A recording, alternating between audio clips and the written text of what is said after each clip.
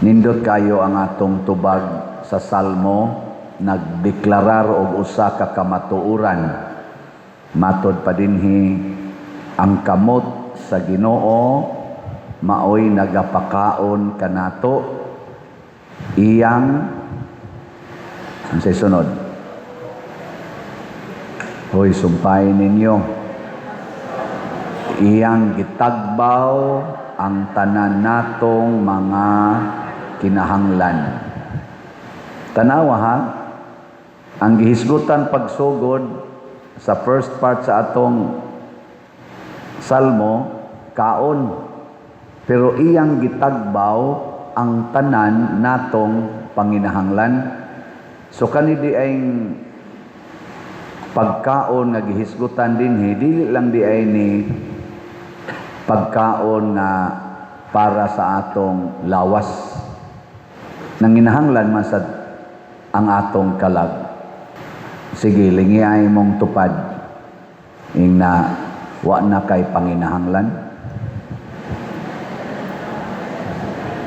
Wa na. Inigmata palandaan, wa na. Ngutkot nas daghan kay tag panginahanglan. Nya sige tag pangandoy anang mga buta nga gusto natong kabuoton kay milaom ta nga kun maabot lang ni nako matubag kining akong panginahanglan. Nya inigabot na sa nimo didto. Natubag na. Naalang gyapoy panginahanglan. Nya wana tiwasuno na kag edad. Nya mo ingon na sad ka. Basig maabot ni nako, naalang gyud mo bayad sa akong maintenance. Wan agyud ko'y panginahanglan. Oh, nanay ni angkon sa imong maintenance. Naalang gyapon kay panginahanglan. Ang atong nasod karon napay gipanginahanglan o wa? Ang kalibutan karon ay gipanginahanglan wa? Sa pagkaon palandaan, sa tambal palandaan, sa edukasyon, sa atong mga infrastruktura, daghan kay tag panginahanglan. Ani lang mga sektora, no? Di lang sa ta maghisgot diri simbahan, kita dinhi simbahan, wa natay panginahanglan. May kusog kay mong tingog. Og nganong naingon ani man ang kalibutan. Nganong kadtong mga tao nga 5,000 ang laki ray giihap, wa giapil giihap ang babae o mga bata. Sa to pa sobra gitos 5,000. Nganong napakaon man sila sa 5 ra ka bukpan o 2 ka isda. Samtang kita dinhi sa Pilipinas, nganong daghan man kay gigutom, sige man kay nagpangayo nato da pagkaon, na ay magsigig duk-duk inig traffic na yun mo tuktok sa imong sakyanan kay mangayog kaon, na ay gasigig suroy-suroy magsig pangayog pagkaon, mukaon ka na mga restaurant na ay magsigig yampungad nimo kay mangayog kaon. Dili lang dinhi tibuok kalibutan na agi mangayog pagkaon. Nganong naingon ana mana nga unta trillions man ang income unta sa atong nasod. Trillions mo average og tag 4 trillions of pesos. Nganong di man mapakaon ang uban. Tungod kay dili na kamot sa Ginoo ang nagpakaon. Kamot nas mga politiko. Naningkamot ang atong mga politicians nga sila maoy ilhon nga Ginoo sa atong nasod. Sila'y magkontrol sa pagkaon. Sila'y magkontrol sa kwarta. Sila'y magkontrol sa atong mga balaod. Sila'y magkontrol sa atong ekonomiya. Hasta pagani sila'y magkontrol sa atong relihiyon. Naningkamot sila ana. Nya kun ang ilan ng kamot mao'y mopakaon nato kining ato mga politicians, mao nay mopakaon nato Daghan na kaing gutumon, ngano man ilamang pilion pagpakaon kadto ra sang mga tao nga mosuporta nila. Mukontra gani, ingon, wa kay kaon. Naminaw bitaw ko kanunay anang social media adtong niaging adlaw ni bisita ko no sa anang leader karon sa DPWH, Dison, anang daot, Vince Dison. Nya namalikas gid siya dito sa Davao kay naa ko no ditoy flood control nga na-approve pa 2019 nga wa jud ko no ma-implement. Mao hinuon ko no nga ning mosa to ning awas ba tong sapa na daot dito sa Davao na malikas siya. Pero wa man siya ni arig Cebu. Kapila naman tagibaha.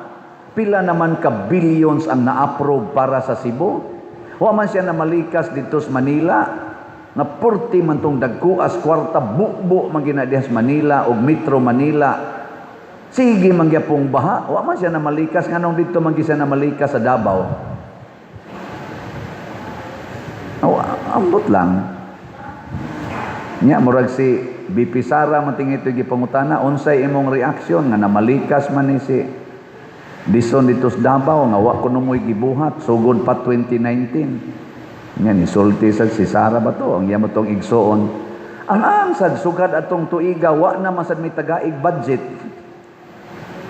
Na-approve na nanami anay plano ni konsulta pagin may nag-international nga firm nga maayo gyud ana mga flood control pero pagpangayo na mong budget zero budget ang Davao City unya balikason dayon nganong wa kasulbad sa problema wa man sa tagaig budget nganong wa man tagaig budget kontra mas politika kontra man sa ilang kasiguruhan na magkontrol sila kanunay sa gahom sa kwarta og sa ilang mga otoridad. Mao nang ako kang hulgaon. Mao na roy duwa sa atong mga politiko. Mao nang daghan kay tang gigutom din sa atong nasod, daghan kay tang gigutom para sa pagkaon, para sa flood control, para sa tambal, sa PhilHealth, sa edukasyon, gigutom ta ana. Kuwang kaayo sa farm to market roads, ang atong mga mag-uuma way suporta nga kana ganing klaro sa para sa ilang mga irrigation, sa abono ug sa kanang modern technology nga gigamit ron sa Vietnam ngadto sa ubang mga nasod nga purting dagkuas ilang ani sa agriculture na nag-export na sila kita gasigig import sila gasigig export nya kita dinhi mga 90% agricultural lot ka dinhi. Nanong naingon ana man nakuwang man kay ang kamot na mas mga politicians maoy nagkontrol. Ang kamot naman sa mga negosyante maoy nagkontrol. Aron mo kunuhay mo pakaon nato. At tanawa lang ko ng sweldo nato dinhi sa ato Pilipinas. Mamatay na lang kag trabaho kung ordinaryo kang laborer, ordinaryo kang clerk, ordinaryo kang maestra. Mamatay na lang kag trabaho, di jud ka kapalit og house and lot. Inig-retire nimo, utang ang imong gida. Dinis Pilipinas ba? Ngano man dito sa Amerika, bisag crew lang ka diha sa McDonald's, makapalit man kag imong kaugalingong sakyanan. Mercedes-Benz pa. Naaman sila dito'y house and lot after mga 2 years, 3 years nila nga trabaho, layo na kay na. Na naman sila house and lot. Napay sakyanan. Ngano makahimo man sila anak dito? Di ko mo ingon nga lahi ta dinhig income, lahi sa ditog income. Maura man ang paningkamuta. Ang ato mga Filipinos dito nindot man kay kahimtang. Makatukod mangigdag kong balay dire sa ato Pilipinas. Ngano ari ka trabaho sa Pilipinas maglisod man. Kaya ang ato mga politicians unsa man mga daw nya ilang kontrolon ang atong bahandi nya dili ihatag mo nang do natay balaod na atay Philippine Constitution kung basahon nimong atong balaod mo maor sa nang balaod dito sa Amerika sa Japan mo maor sa na kanunay nakasintro sa katawhan. Ang katawhan mao'y sintro sa balaod, dili ang leader. Ang leader gitawag og servants. Basa nga itong konstitusyon, kinsa man ang government, si President Marcos or ang Presidente sa Pilipinas, ang executive, ang legislative o ang judiciary, sila bagod mao'y sovereign Filipino people? We, the entire populace, dili ang mga executive department, legislative department o judiciary, dili ang taga DPWH nga mo'y mamalikas. Unsa man na sila, gitawag na silang servants inig panahon sa eleksyon, kusog kay na silang bakba, ania ako aron mo alagad kaninyo haring lungsod. Nya inigdaog na ako na'y hari. Dili na mo lungsod, lunod na musbaha. So dili na taron haring lungsod, kung dili uyamot nga nalunod sa baha. Nya, unsa may atong buhaton para masulbad kining maong problema? Matod pa sa unang pagbasa, duol kamo kanako, pamati kamo kanako, duol kamo kanako, pamati kamo kanako. Lingay mong tupad, ing na niduol kas Ginoo. Niduol. Nya, namati. Unsa mo rin gisultis Ginoo nimo?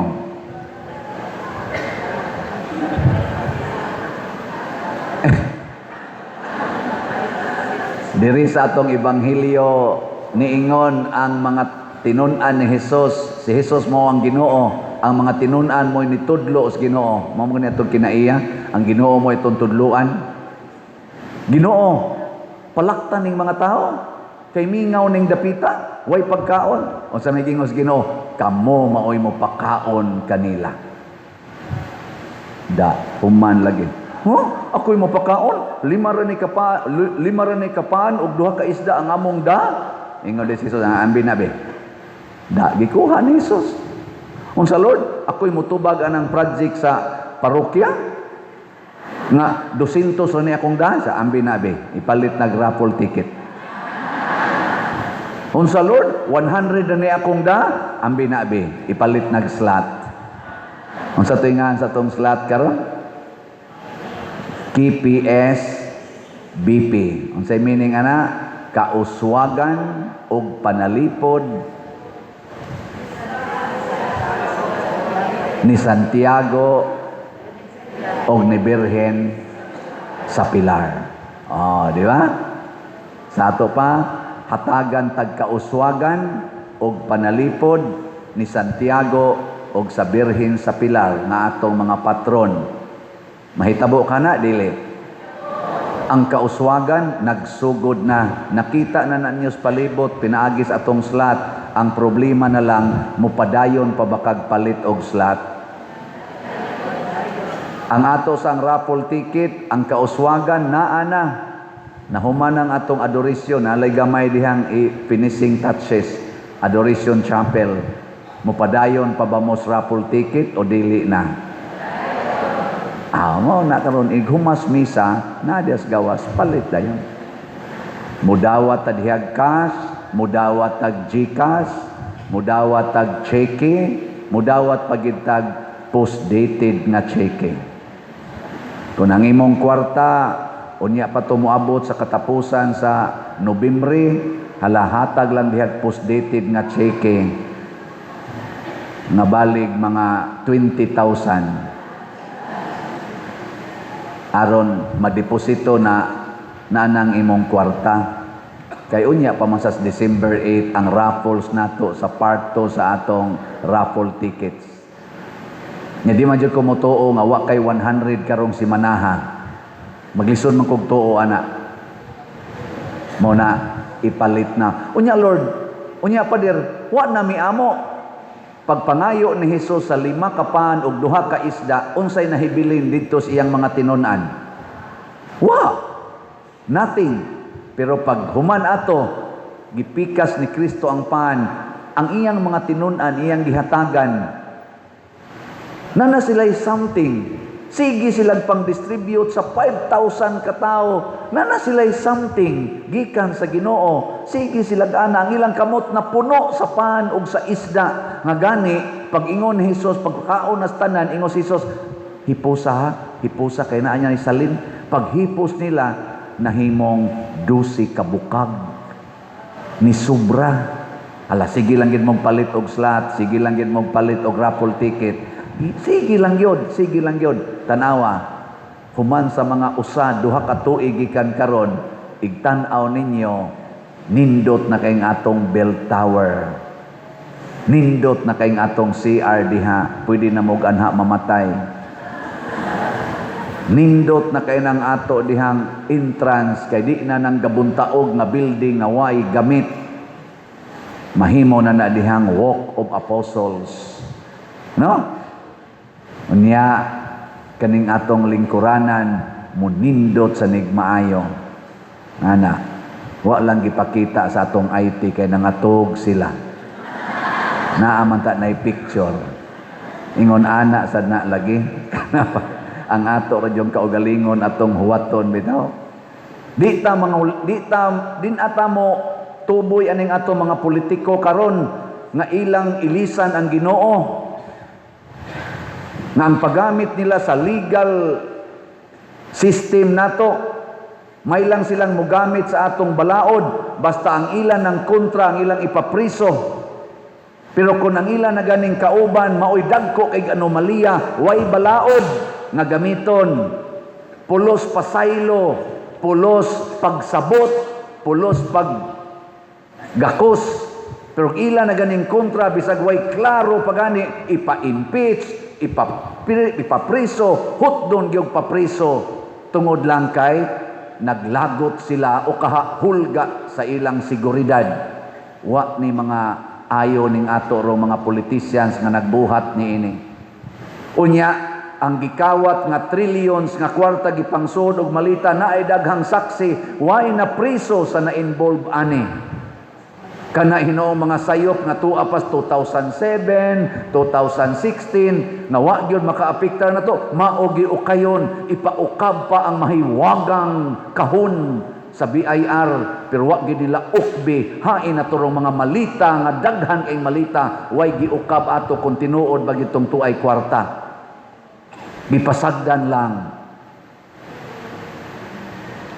Di na tanapilion. O unsaon man nato pagbungtog ang korupsyon, ayaw nagyod pagsalig anang mga politicians nga kusog kay manghatag og kwarta panahon sa eleksyon. Kamong mga senior citizen, agwantaha nga wa mo'y budget. Dayon ra ba sa mog linya didto inigingong di ay ayuda.